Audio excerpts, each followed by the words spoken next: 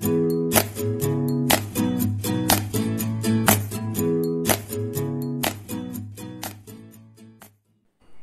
అండి, ఆహా all time రిసెప్ట్స్కి స్వాగతం.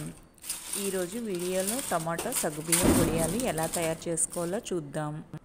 దీనికోసం పావు కేజీ సగ్గుబియ్యం, పావు కేజీ టమాటాలు తీసుకోవాలి.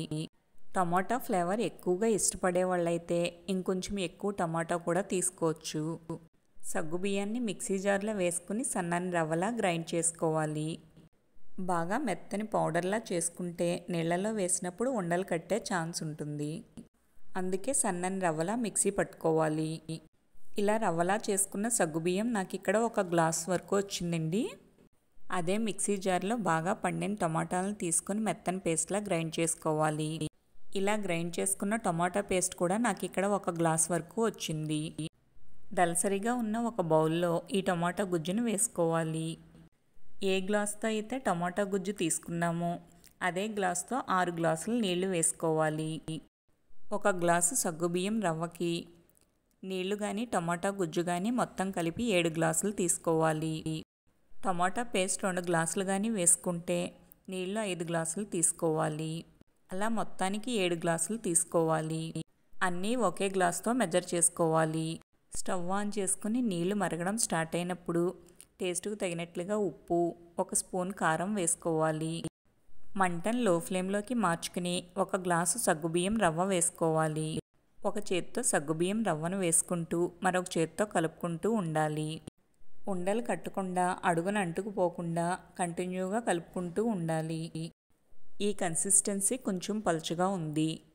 ఇంకొంచెం థిక్గా అయ్యే వరకు లో ఫ్లేమ్లోనే ఉడికించుకోవాలి. నాకు ఇక్కడ 15 నిమిషాల తర్వాత కన్సిస్టెన్సీ కొంచెం థిక్గా అయ్యింది. సగ్గుబియ్యం ట్రాన్స్పరెంట్గా ఉండడం వల్ల వీడియోలో సరిగ్గా కనిపించట్లేదండి. ఇంకా క్లియర్గా చెప్పాలంటే మనం ఇలా ఫింగర్తో లైన్ డ్రా చేసినప్పుడు లైన్ క్లియర్గా కనబడుతుంది కదండి. కన్సిస్టెన్సీ ఇలా వచ్చినప్పుడు స్టవ్ ఆఫ్ చేసుకోవాలి. మీకు ఇష్టమైతే దీనిలో 2 స్పూన్ల నువ్వులు కూడా వేసి కలుపుకోవచ్చు. ఒక కాటన్ క్లాత్ను నీళ్లలో ముంచి నీళ్లు పూర్తిగా పిండేసి దాని మీద వడియాలు పెట్టుకోవాలి. పిండి మరీ పలుచగా కాకుండా అలాగని మరీ థిక్గా కాకుండా ఇక్కడ చూపిస్తున్న కన్సిస్టెన్సీలో ఉడికించుకోవాలి. పిండి మరీ పలుచగా ఉన్నప్పుడే క్లాత్ మీద వడియాలు పెట్టుకుంటే పిండి క్లాత్కి అంటుకుపోతుంది. ఇలా వడియాలు పెట్టుకున్న తర్వాత మళ్ళీ గరిటతో స్ప్రెడ్ చేయకూడదండి. వీటిని ప్లాస్టిక్ కవర్ మీద కూడా పెట్టుకోవచ్చు. ప్లాస్టిక్ కవర్ మీద నీళ్లు చెమ్మ ఏమీ చేయనవసరం లేకుండానే ఈజీగా వడియాలు వస్తాయి. పిండి పూర్తిగా చల్లారిన తర్వాత మాత్రమే ప్లాస్టిక్ కవర్ మీద పెట్టుకోవాలి. ప్లాస్టిక్ కవర్ మీద వేడిగా పెట్టుకుంటే కనుక ఆ వేడికి ప్లాస్టిక్ కరిగి మన బాడీలోకి తెలియకుండా వెళ్తుంది. వీలైనంత వరకు ప్లాస్టిక్ కవర్ అవాయిడ్ చేసి క్లాత్ మీద పెట్టుకోవడానికి ట్రై చేయండి. ఇవి నేను ఇంట్లో ఫ్యాన్ గాలి కిందే పెట్టానండి. మార్నింగ్ పెడితే ఈవినింగ్కి పూర్తిగా ఎండిపోయినాయి. నైట్ ఈ క్లాత్ను ఫోల్డ్ చేసి పక్కన పెట్టేసుకున్నానండి. నెక్స్ట్ డే మార్నింగ్ నేను ఇలా క్లాత్ని నీళ్ళతో చెమ్మ చేసుకుని తడుపుకుంటున్నాను. వడియాలు తడిచిపోయేలా నీళ్లు పోయకూడదండి. జస్ట్ వడియాలు ఈజీగా తీయడం కోసం క్లాత్ని తడి చేసుకోవడానికి నీళ్లు వేసుకోవాలి. అది కూడా క్లాత్ బ్యాక్ సైడ్ని నీళ్లు చెమ్మ చేసుకోవాలి. తడి చేశాక 1 నిమిషం ఆగి తీసుకుంటే వడియాలు ఈజీగా వస్తాయి. ఇలా అన్ని వడియాలని తడి చేసుకుని తీసుకుని ఒక క్లాత్ మీద కానీ ప్లేట్లో కానీ ఆరబెట్టుకోవాలి. వడియాల్ని ఒకదాని మీద ఒకటి కాకుండా ఇక్కడ చూపిస్తున్న విధంగా పేర్చినట్లుగా ప్లేట్లో కానీ క్లాత్ మీద కానీ ఆరబెట్టుకోవాలి.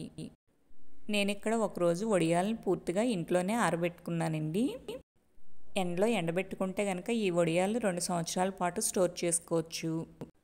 ఇవి పూర్తిగా ఎండిన తర్వాత ఎయిర్ టైట్ డబ్బాలోకి స్టోర్ చేసుకొని వీటిని 3 నెలలకు ఒకసారి ఎండలో 2-3 గంటలు పెట్టుకొని మళ్ళీ తీసి స్టోర్ చేసుకుంటే 2 సంవత్సరాల వరకు ఉంటాయి. చూస్తున్నారు కదండి, ఇలా పూర్తిగా గలగలమనే వరకు ఎండబెట్టుకోవాలి. చూడడానికి చాలా ట్రాన్స్పరెంట్గా బాగున్నాయి. ఒక బౌల్లో డీప్ ఫ్రై కోసం ఆయిల్ వేసుకోవాలి. ఆయిల్ బాగా కాగిన తర్వాత మంటని మీడియం ఫ్లేమ్లోకి మార్చుకొని ఈ వడియాలను వేయించుకోవాలి.